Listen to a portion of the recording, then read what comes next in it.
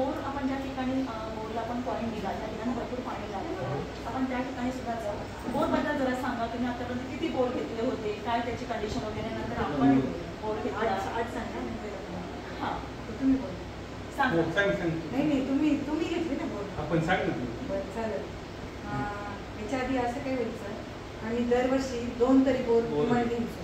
आम्ही 2008 पासून घेतच राहिलो बोर.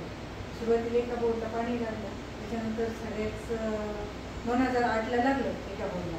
त्याच्यानंतर आम्ही परत जवळपास 8 बोर घेतले, प्रत्येक मळ्यामध्ये 2-2 बोर असे करून 8 बोर घेतले.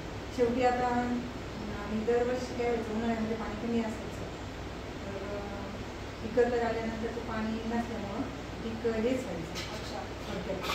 मग आता ह्या वर्षी आम्ही असं ठरवलं पुन्हा एकदा बोर घ्यायचा करून. मग मी अन्नाच्या मदतीने तुमच्याकडून पॉईंट घेतला आणि आम्ही गावामध्ये तरी पाणी वाढलं. मग मी आम्ही घ्यायचं असतं चाललं, पण तरी पण आमचं असं तरी हेच होत होतं, लागल तर असं वाटत. तर त्या दिवशी रात्री येणार झोपच नाही, असं वाटलं नाही लागलं तर काय करायचं, पुन्हा आमच्या पैसे बाहेर जातील.